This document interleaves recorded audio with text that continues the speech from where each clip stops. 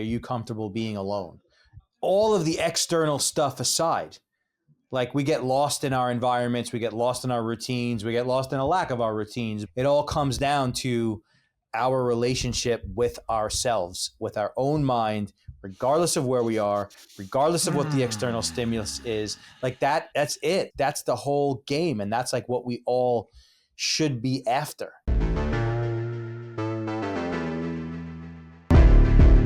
What's going on, bro? What are you doing, man? Nothing. I'm not in Sicily like you are. I am back in Sicily, man. I have not been back. It's really interesting because, I hadn't been back here for a few years, 2 years, not a long time, but 2 years. And I didn't know how I'd feel about it. And it's amazing. I'm so happy to be back. Palermo is one of my favorite cities in the world. It's like kind of gritty, but it's the coolest vibe. And Sicilians are like the nicest, kindest people. And but it's very isolated part of Italy. It's all the way. It's not very big, right? Well, the city's like almost 1 million people or 1 million people. So, I mean, for me, it's a big city. Yeah, that's what I mean. It's a big city. Yeah. But the island isn't that big.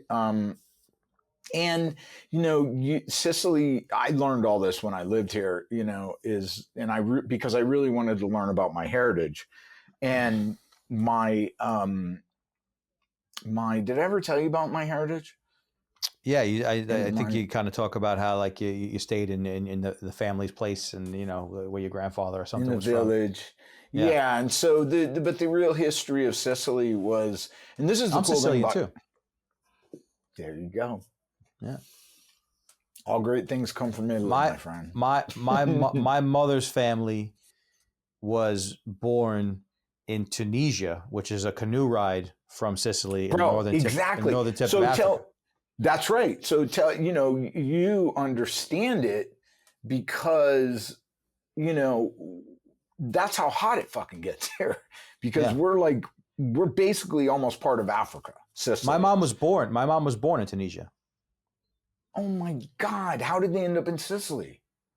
No, so originally they were Sicilian and they left Sicily, I guess, like, migrant workers or whatnot. There was work in Tunisia.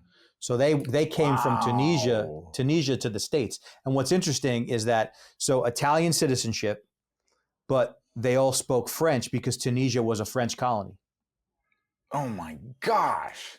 Yeah. Dude, that's crazy. So, and then my father is Puerto Rican and Italian. So I'm a fucking pirate, man. Yeah, but you're Sicilian, man. That's cool. You ever think about getting your citizenship like I did? No, it's not something that I thought about. No. Yeah. Well, you might want to. All right. No, yeah. If you need help with that. Anyways, yeah, that's what I came back here to do. And so, I love learning about the history because what happened in Sicily that I learned, it's not like in America we learn about Italian history, but Italy was unified. Finally, they call it the unification of 1862. And so it took the kingdom of Sicily was a kingdom, the kingdom of Sardinia, which is another island, and parts of, Milan and Calabria, which is southern Italy, and it became one country. And that's the unification of 1862. But Sicilians, Sicilians have their own language and they never really considered themselves to be part of Italy. And so my grandfather, as he was born in 1914, and my great grandfather, around that time, a little after that time, the Italy was drafting Sicilians to go fight in a war. There was a war in Ethiopia and there was World War I. And Sicilians were like, we're not fucking Italian. We don't speak Italian. My grandfather never spoke a word of Italian. They speak their own language. It's Sicilian. And still in Sicily, they speak Sicilian. So most of the educated people they speak Italian, but in the inner parts of the island, they still speak Sicilian. So, so he fled into the mountains rather than going to the army, right? And became a bandit. And the bandits, my great grandfather, the bandits were the Mafia. Sure. And so he was like the first one of the initial generation. And so then my grandfather, after I think my great grandfather was imprisoned by Mussolini because they really cracked down hard on the Mm-hmm. mafia, because the fascists saw the mafia as a threat to their power. Sure. And so imprisoned him, and he died in prison, labor camp. And my grandfather was sent over to America and was like a slave to the mafia in New Orleans Really? his whole life. Yeah. Wow. Yeah. And when he finally came back to Sicily, my aunt told me, she was like, he was livid. He was so angry because he was 9 years old. He never wanted to leave. He and his older brother were sent to America, to New Orleans, and had to work for the mafia there. His oldest brother, Benito, he went to prison having to run numbers for the mafia. And so my grandfather, who was the youngest brother of the five, was an accountant for the mafia. Wow. His whole life. He had to work for them, and he didn't want to. And your dad was involved too, right? Yeah. My dad ran casinos in Vegas. Shit, man. So yeah, it's lifelong but not me. you know? You broke the chain.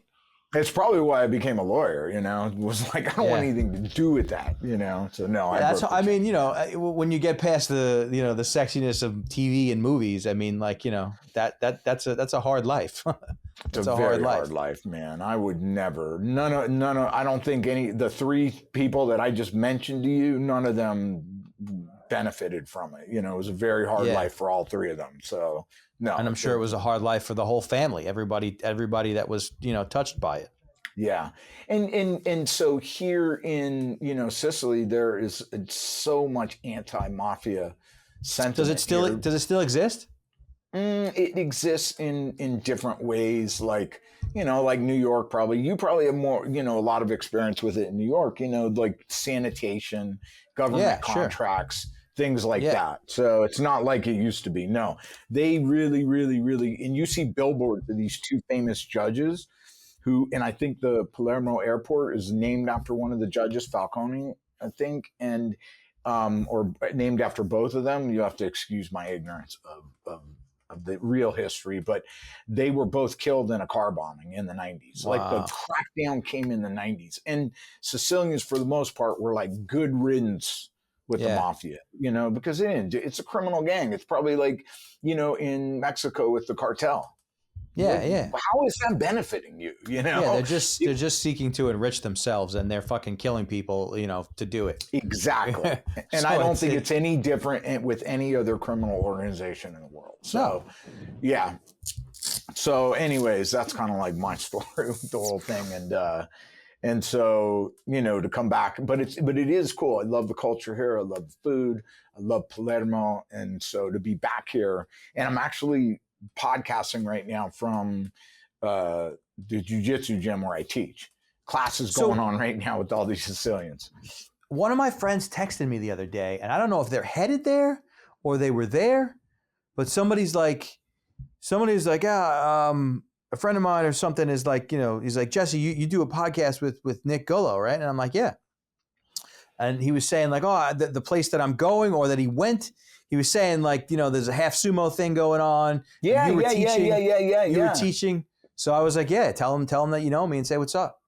So the brand Half Sumo, which in my opinion is like the coolest jiu-jitsu brand right now, is and they don't sponsor me or anything. I just love their work. It's so crazy because the artist who, and I want to get him on the podcast, the artist who is that runs all the marketing and designs for Half Sumo actually lives in a neighboring town from Palermo. We're going there tomorrow, called Messina. And so I'm going to go meet with this guy. I've never met him, and he lives in New York. So yeah, bro, there's a direct flight from freaking New York to Palermo. So if I end up, with the Musha Shugyo, it's never going to end. I'm accepting that. I'm accepting that I'm never going to stop traveling because Well, you don't have to. You don't have to, man. You don't have to. I'm having so much fun. When you need to get to London to see your granddaughter, and you know what I mean, and like when you go, Mm-hmm. You set it up how you got to set it up. Yeah, so now where I am is I'm like I need to make a decision on where I want to have a home base, because I need a home base. And so next week my plan was to go, and well, my ticket up was to go to Valencia, Spain, and look at Valencia, Spain, because they have good public transport and blah blah blah. And so I was thinking about going there, but my buddy who owns a gym here, Ruben, he's like, why would you go to Valencia, Spain? You just stay in Palermo, And it's funny, like I think about when people say things like that, I kind of sit back and I think about it. I'm like, maybe you're right. Maybe I do just stay in Sicily because, I have a community here. So yeah, that's a factor, huge factor. It's a huge factor. I have a gym that I teach at. I love the city. It's one of my favorite cities. I have a motorcycle here. I love the gym and I love the people. I love the culture. I'm an Italian citizen and I speak some Italian. So yeah, I don't speak any Spanish. I don't know anyone in Spain. So I don't know. I'm going to check it out. Go check it out. But I don't, dude, like looking in Palermo, he was like, you could just rent a place in the city center of Palermo. And dude, I don't even want to tell you like what I could rent a place for. It's probably dirt cheap. 5-star, like penthouse. For like $500. Yeah, that's right. Yeah. That's right. And so I'm kind of like, you know what? Dude, it's Jesse. Like I went, because you travel, man. I went in the store the other day because I'm so used to Florida prices and Miami prices and California prices, American prices. I went in the store and my mind went, because, or London for that matter, so I go in the store. London's expensive as fuck. Dude, it's all expensive, bro. Everywhere. Yep. You know what though? I will say this. London grocery price is a lot less than America. Interesting. America is so expensive, man. It's crazy. Yep. It's crazy what we deal with. So, I'm going in there, I'm buying a jar of pesto here in Sicily for $1. Everything's $1. It's like living in the dollar store, and you get the freshest produce and the olive oil. You get a bottle of olive oil instead of paying $13, you're paying $4 or $5. You know what I mean? Everything's just... So, man, I'm like, kind of like, going like, man, maybe I do stay in Palermo. Maybe I do stay here. And my buddy was like, dude, you have to stop thinking. This is what we were just talking about. You have to stop thinking about forever. You have to start thinking like, okay, well, maybe I live here for now. Yeah. Because there is no we'll see what happens. And you don't know how long forever is going to go. You know what I mean? Like you could die tomorrow. Mm-hmm. Thank you for that. And you can't. No, you can't. I mean, it's hard, dude. It's hard because like you want to have some level of thought process of the future, and you want to be as prudent as possible to think long term because long term does come, and people that only think short term sometimes suffer in the long term. But you can't. You know what I mean? It's like everything else. It's like both. It's like both, right? Some people and the people that only think long term. They never leave the house and they never, what I mean? It's like, dude, you got to just live in the moment at the same time. It's like that is what we were saying earlier. It's a paradox. And you have to embrace both sides. Playing offense and defense at the same time. At the same time. At the same time. It's all the same shit. It's all the same shit. And we just have to continue to remind ourselves, which is not easy to do. No. So I'm kind of like, maybe I do. Maybe I do Palermo, and let me show you this, man. This is amazing. It's gonna blow your mind. How did the video turn out last time? I think fine. I mean, nobody kicked over to me saying like, hey, we got. Can you see issues. This? Yeah, it's clear. So this is Terracini. This is one of the beaches. Sicily's an island. You got to realize it's like a beautiful, beautiful, beautiful island. And this right here is Terracini. Terracini. Did you see that? What's it called? The Lotus, the something Lotus. White Lotus. They were filming while I was here, and I never watched it. Believe it or not, I'm so. Where is that they were filming? in Catania. So that's on the other side of the island, but it's all kind of the same. So you can kind of get a view, like this is what the villages kind of look like. This is Terracini. You know what's this crazy is that beachside village. What's crazy is like that looks like certain spots in the Dominican Republic. That looks like certain spots in Colombia. Like, outside of the United States, man, it's like there's a whole world that's like set up in a certain way that's different from ours, and like, isn't it wild? It's interesting. It's interesting. I know. It's really interesting.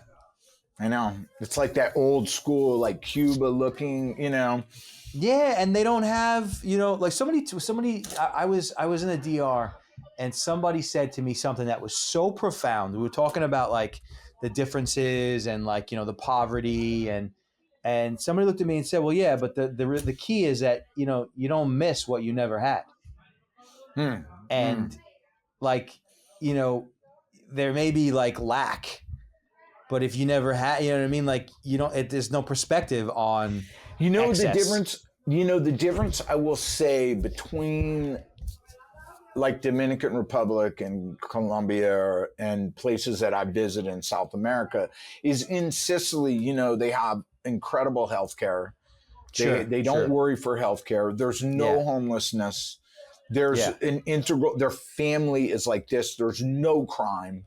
There's no crime. Well, I guess the European Union is a stronger governing body than what's going on in the Latin American world. Exactly. Yeah. And they have an economy here compared to South and Central America. So but it is, it is different. It's beautiful though, man. It's beautiful, And so anyways, that's kind of it. That's kind of where I am. I love it. Kind of juggling it, going, okay, what am I going? But it is, what's interesting is that what I was thinking about the other day when I was meditating is like, when you have a home and you have a place you go to every day and you're like really stabilized in your whole home life and you're not on a mushishugyo, like you get stability from this external factor. Whereas when you move a lot, like I was thinking about Miyamoto Musashi because he was a Ronin for so motherfucking long, is like you learn to create this safe kind of place in your own mind where you're like, I'm taking my home here with me everywhere I go. I think I've had to develop that, like doing this for so long. I've had to develop that. And I don't know if I necessarily had that before. I think that's kind of part and parcel to like what we talk about all the time. Like I asked you, maybe, I don't know if it was last episode or a few episodes ago, I said like, are you comfortable being alone? And, and I feel like that's just another extension of that same thing. And that's like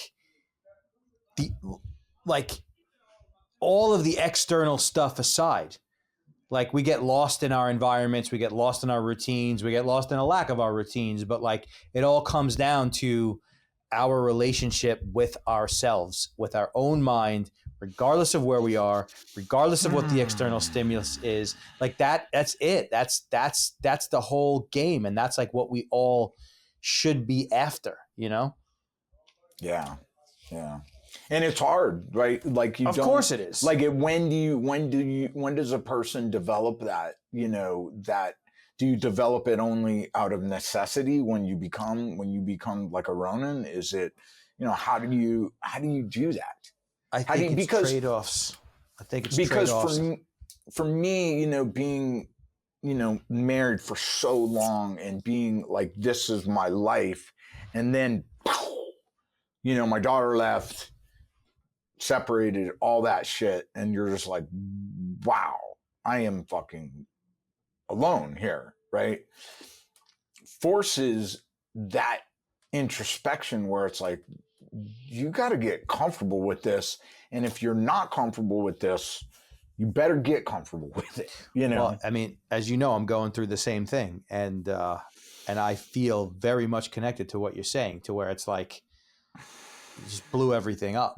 Like now it's a completely different game. So how are you feeling with that as it's blowing up?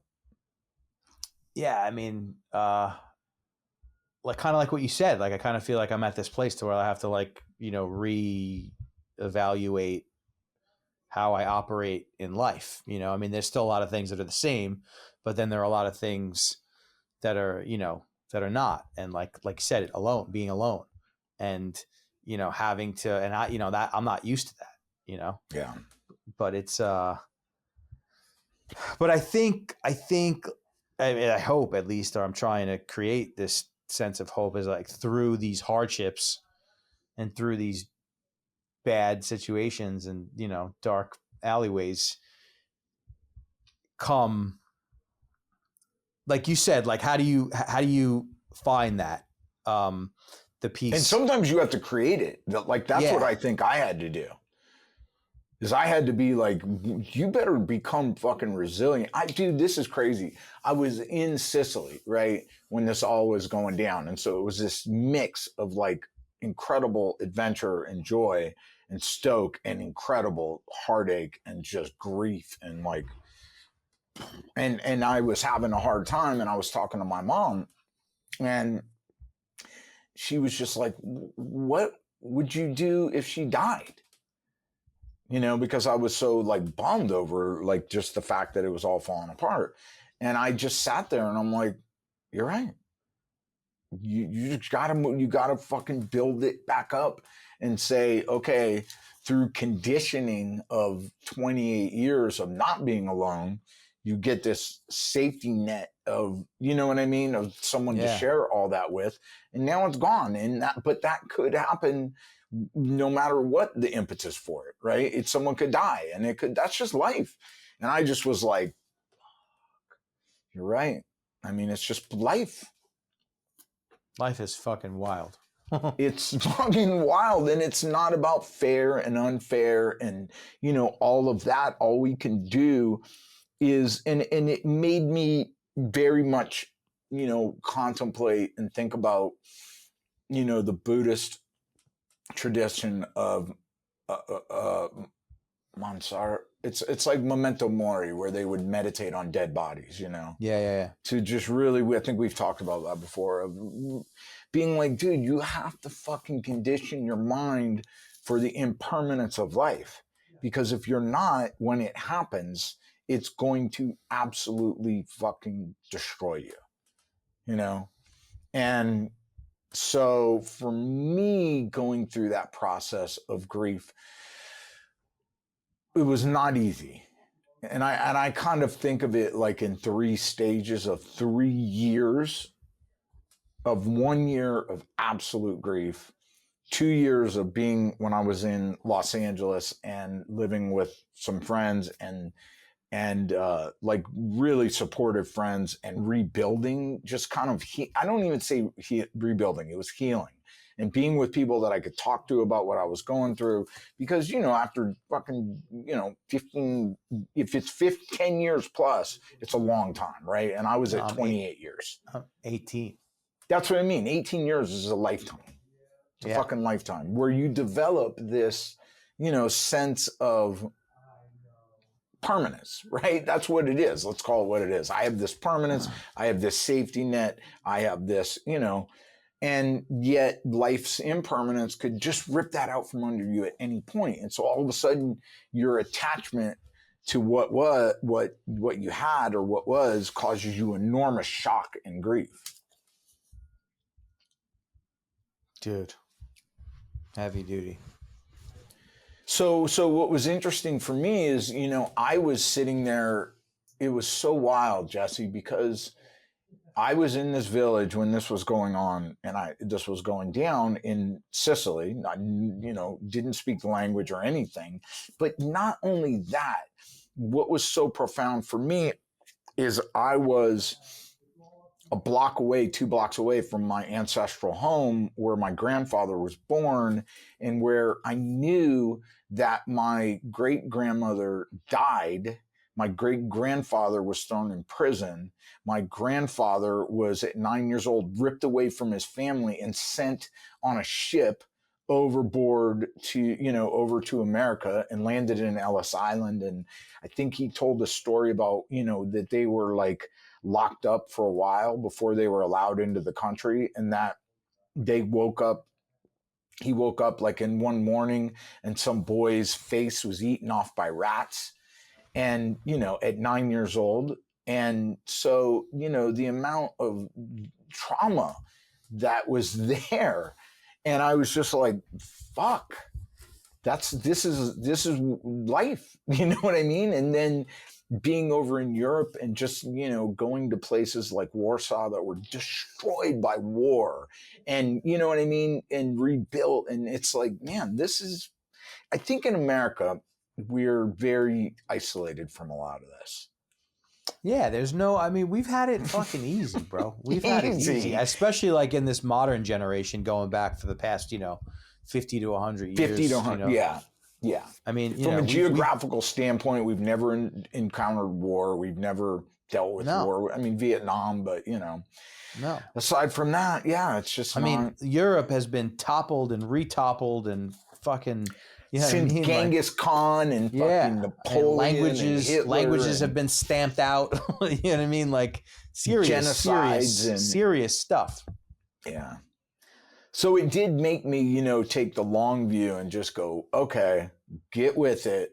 This is going to be, hard, but, we carry on, man, and do the work, man. I think from now, now it's like one of the greatest things that's happened to me, because it really propelled me along this path. To be like, all right, that's things like this, situations like this. That's what it does. You know what I mean? Like that's what it does. And I feel that. You know what I mean? I feel that is what is ultimately what's going to come. But you got to go through it. It is what it is. Yeah, you got to go through it. But also, what I think is really important is having people.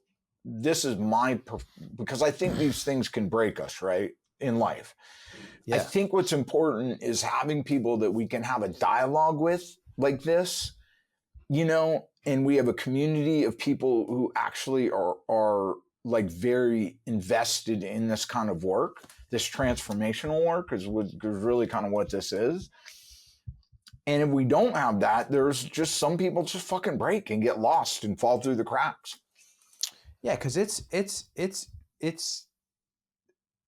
stuff like this is not, and even just all the things that we talk about the way that we really feel and being able to express ourselves, it's hard. And even beyond it being hard, like some people just don't have the vocabulary, they looking for something, would love to be able to talk, but don't even know how to start. You know what I mean? There's a lot, especially guys. Like there's a lot of guys that like can't even begin to verbalize and vocalize like what's going on inside of themselves. And I deal with people and work with people that are going through grief, guys. And I can tell you that usually it takes around 6 months of going through, of like steering them along the way to get a really correct understanding of their psyche before it starts to all click. Before you can start having the vernacular, just the vocabulary, like in jiu-jitsu. When you first go to jiu-jitsu, you just get smashed. No idea. Right? Yeah. And you're learning, but you're not really understanding. You're just kind of like, all right, I'm just getting smashed. I'm kind of enjoying the camaraderie, but I'm not really putting shit together, Yeah. It takes a while. It takes 6 months, right? A year. And then you start to get a game together. And then you start to be able to defend yourself. And then you start being able to flow.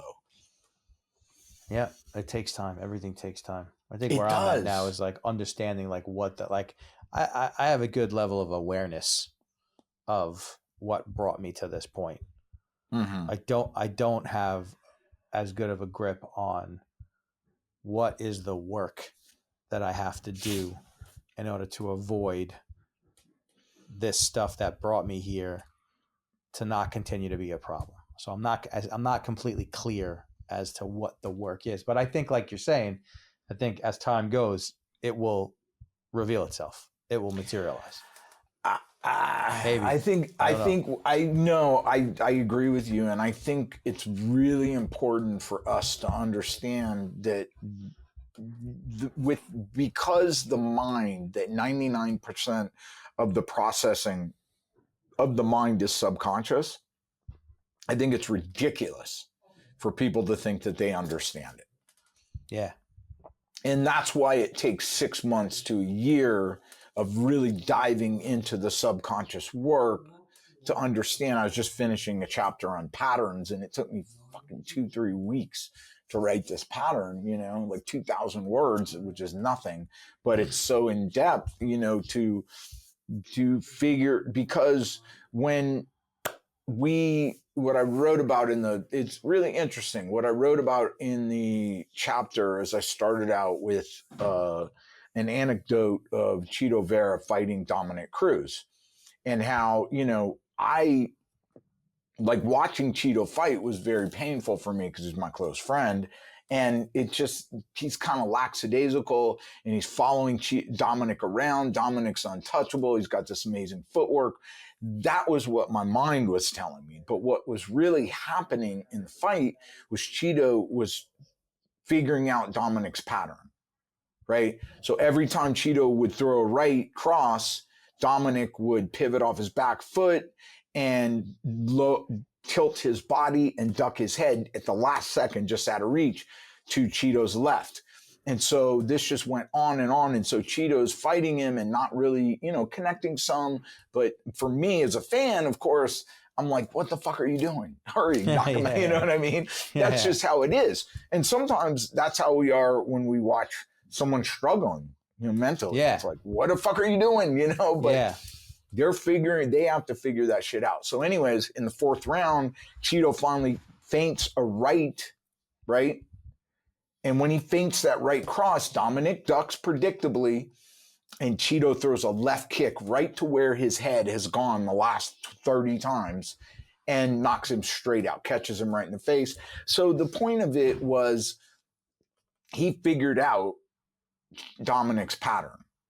And when we figure out someone's pattern, we're able to use that pattern to our own advantage. But we can't really, and what I talk about in the chapter in the book is that I spent 10 years at the Ruka private gym, right? And I would go there every day, and I would work out, I would lift weights, I would drill jujitsu, I would ice bath, and I would watch Jason Perillo coach fighters.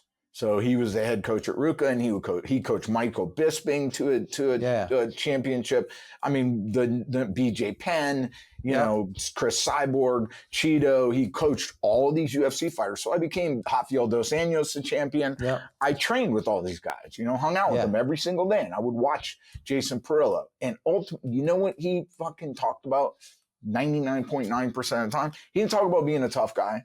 He didn't talk about courage. You know what he talked about? What? Patterns. I'm we're going to break your ineffective patterns as a fighter. We're going to build superior patterns as a fighter. And we're going to figure out your opponent's patterns for this next fight. Then I would get on my bike and I would ride, this was every day, and I would ride over to the Art of Jiu-Jitsu. And Guy Mendez, one of the greatest minds in jiu-jitsu coaching, would coach. And he would talk about competition strategy. And you know what he talked about every single time? Patterns. That's right. So path to martial arts greatness, mastery is patterns. But first what I write about is we have to figure out our own fucking patterns. Yeah. Because what happens is in life is that things trigger in our subconscious a pattern.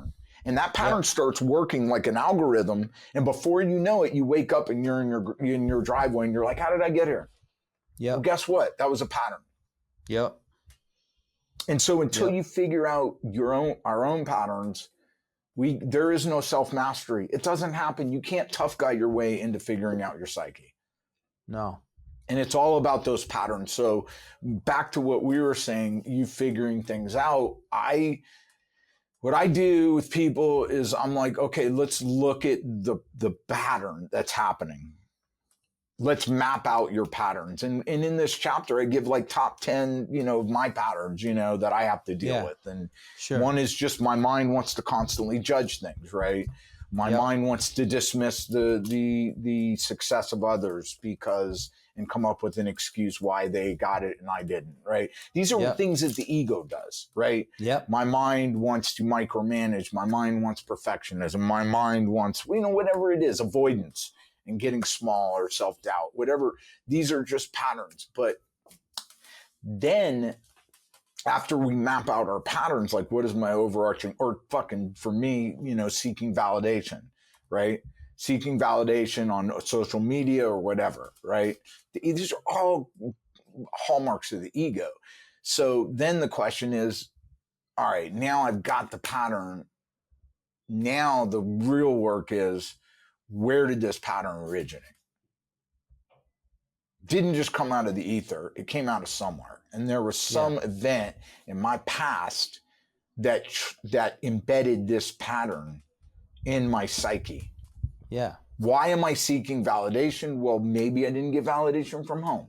Why does my ego want to go small?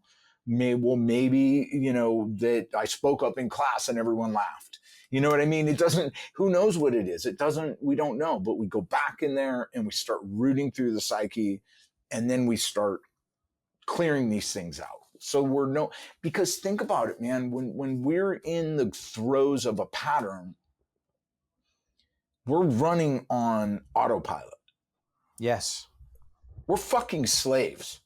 Yes. If you're not aware of it happening and it's all just happening, which is how patterns work, you're not free. You are a slave to your patterns. Definitely. Without a doubt. It's crazy, right? It is. Yeah. And the reason, the way this comes up for me with a lot of people is people come to me and they want to lose weight and build muscle and all this stuff. And I'm like, you're getting dysregulated in your nervous system, and you're coping with this unpleasant feeling with a food binge. And that's why you keep doing it. As long as you're doing it, it's not about willpower, because once the brain shifts into this pattern, you don't have willpower. There's no willpower in that part of the brain. Your willpower only kicks back over when you become aware. Yeah, willpower is not the answer. It's understanding. It's understanding what's underneath the patterns. And stopping. But I mean, even though I have a lot of awareness around my patterns, but then even after the awareness is gained, then it's what's the strategy to redirect? What's the strategy to and that's kind of where I'm at. That's where I'm at. I'm in a place where I think there's two things there. I think that there's one is when we realize and we have the awareness that we're in the throes of a pattern, we can take steps. Like some people have rage issues. Some people, they get angry. Some people micromanage. Like I say, we can stop and focus our awareness on the pattern. So we watch it, detach ourselves from the situation, take a walk, do whatever we got to do to cool the system down and resist the pattern until it passes over, because all things pass. But the real hard work is what people shy away from, is doing the work on the inner psyche and saying, where did this fucking pattern originate and how do I go back and heal that part of my psyche? Yeah. That's where people don't want to do the work. That's the hard work. It's hard to identify what that, what the work itself is. What is it? Oh, it is. It is hard. It is hard. But what I find is that you're a musician, you're an artist, right? And so this as well as just like a scientist or whatever, is if you create, and you've done this a million times, I already know it because I'm a musician too, but I'm also a writer, and it's human nature is such that if we create a problem and we put it in our minds and then we go about our day, we jump in the shower, How many shower moments have you had where you solve a problem? Yeah, sure. Because you're not thinking about it anymore. Yeah. Your subconscious is clicking away, figuring out this problem. As a musician, how do you write? You can't even tell me how you write. It just happens, right? No, it's cultivating that state. It's cultivating the ability to get into that state more often than not. That, and it's challenging because inside of the real world, all the things that you have to do, you have to work, you got to take care of people, you got to take care of things. You know what I mean? It's challenging to cultivate that state of looseness. But that's where all the good stuff happens. That's where the patterns are not knocking you down. That's where the stress is not making you, when you're present and you're right there. That's when everything is okay. That's right. And I think my experience with it for myself has been, if I put the problem into my brain, into the supercomputer that is my brain, the supercomputer that has more neurons than fucking stars in the galaxy, right? I know that if I'm like, okay, I want to know the origin of this pattern and where did this originate in my past, then if I just let it go and just go about my day and get in the shower, play guitar, whatever it is, the answer comes.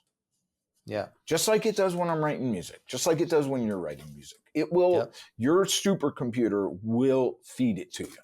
And then when it comes, it could be very painful. It could be a situation where you're like, fuck, I got to go back into that. And that's where, but what I find, what I kind of equate the next chapter to is, when I got staph infection, it's like, dude, you got to open up that wound, man, because it's not going to drain itself. You got to get in there and dig in there. But as soon as you air it out, it starts losing its potency, and you could turn your awareness into that moment and just go there and feel the discomfort of that origination, whatever that is, when you were younger, and when this pattern, this survival mechanism, whatever it is, originated, and it will lose its efficacy, and then all of a sudden you're free. God willing, it's hard work. Don't rise. What's that? It's like, God willing, and the creek don't rise. I think it's hard work, but that's where the word liberation and freedom come from. It's like, dude, finally you're fucking free. So compared to where with the grief and all that, where I was 3 years ago, I feel so good right now. I feel so much freer. And I think that's the hope. And I think we need to hear that more. Yeah. It's like, dude, we're not just doing the work to do the work. We're doing the work to stand on the podium with the gold medal. You know what I mean? Yeah. And be like, I did it, man. I bunga did it, To feel good. To feel good. Is that so bad in life? To be like, man, I just want to feel good. What else is there? Nothing. What else is there, Nothing. It's a purely, and what's wild about it, dude, is it's a purely internal state. Yeah. No, externals are not going to make it, not lasting at all. No, they'll provide a distraction from the discomfort. Yep. They will. It's not the same thing as feeling good. No. Yeah, I think, you and I have talked about that before too. I think for me, it's also been a 2-3 year, trying to wean myself off of things that provide a distraction or are a thrill. Because a thrill, you know what I mean? It will give you it distracted me. That's where addiction comes from. Big time. Fucking A. Fucking A is right. How's training going with you, man? Slow, I'm kind of in a place where, I'm at the end of purple belt, but I'm still not at brown belt. Life has been hectic, so I haven't really been able to train as much as I want and focus as much as I want on it. But I'm hanging tough. I'm in there. Like I was there this morning. Good. And I'm on the path. You know what I mean? I think that's, for now, that's all that matters. You know what I mean? My God. I'm not going to think too deeply about where I am, how far away I am from the next level. And, like I'm hanging on. Like I feel proud of myself that throughout all this crazy shit that's transpired over the past 6 months, I haven't stopped training. You know what I mean? Like I'm still training. It's awesome. That's what it takes. That's how you get your black belt. That's how you get your black belt in anything, right? Yeah. You're like, you go through, you work through the plateaus where you're like, dude, it's like playing guitar. It's like my guitar journey has been so, it's like, it's crazy how long it's taken me to get to the point where I'm very happy with my guitar playing. Yeah, sure. It's just, you just have to, you're just like, man, you just keep going and going and quit thinking about it. Just keep doing it and doing it. And then things click in your brain and you're like, but you're stoked, man, because the purple belt to brown belt is the most awesome part of the journey, man. That's where you get over that hump. When you finally get over that hump and you're like, I am really a brown belt now. Not that it ends, man. I mean, I'm still struggling with like, I'll get like younger guys who are like blue belts and stuff who are like really athletic. And like when I'm really, really, really on my game and I'm training a lot and I'm really in shape, I can usually get the better of these guys. But then like if I'm not really, really dialed in, I have a lot of trouble, and then you get in your head to where like, how am I possibly going to be a brown belt, if I can't handle, this 25-year-old blue belt? And then it's like, you create that whole like thing. But I'm saying to myself, not doing it. I'm not doing it. Yeah. Don't give into that. That's the ego. That's the ego. I'm not doing it. And because I've experienced the, when it clicks and you start to go into another level, it clicks and it's there and that's okay. You know what I mean? Like that's okay. It's all good. Yeah. It's all good. I'm just happy to be doing it and to not be hurt and to be in pretty good shape. And that's it. That's awesome. You watching anything or not really, man. Not really. Dude, there's this new show I haven't watched it yet on Netflix. It looks dope. It's like Black Mirror. You ever watch Black Mirror? A little bit. It's like this Thai, I think it's from, is it Thailand maybe? This series, so it's dubbed, but it's called I Tomorrow and it looks dope. So I'm gonna check that out. It looks really Did you ever watch really, Three really Body cool. Problem? Did you ever watch that? Oh yeah, the books. I read all the books and That's right. We talked about that. Three Body Problem is dope. I love that, man. I love that. So I don't know what my schedule is going to be, but I'm going to head back probably to the UK and then head to back to the US and wrap everything up and then come back to Europe. And then that's it. You're in Long Island, right? I'm in Long Island. Are you coming to New York on your way back from Europe? I don't know because I just was told that there was a direct flight from Palermo, so I'm just kind of checking like what are the cheapest flights and all that I can get. And, if you do come into New York, let me know. We'll hook up for a couple of days. That'd be freaking awesome, man. That'll be so freaking cool. But yeah, otherwise, I will. If anybody wants to come to Palermo and train and check it out, at some point when my dust cloud clears, man, I'm gonna. Oh, you got to come check out your roots. What we need to, what we need to do is we need to dig in a little bit to your history and see, But your family went from Palermo or Sicily to Tunisia, and then from Tunisia to America. Yep, She was an Italian citizen, though. She was. Wow. You know what year that was? She got her American citizenship like during in the 90s. Like, so she didn't become an American citizen until like the 90s. Wow. Yeah. Do you know what year? The exact year, no. And she was an Italian citizen? Yep. And who was it, your father or your mother? My mom. Your mom. Yeah. Yeah, you can get your Italian citizenship. Cool. You're entitled to it. Yeah, you were born an Italian citizen. Interesting. Without even knowing it. Yeah. That's All wild. right, all right. And definitely your Look into mom that. was, and definitely you were. Yeah. Yeah. That's so crazy, man. That's so Yeah. cool. So cool. All right. Till next All right, time, dude. man. This was awesome. Absolutely.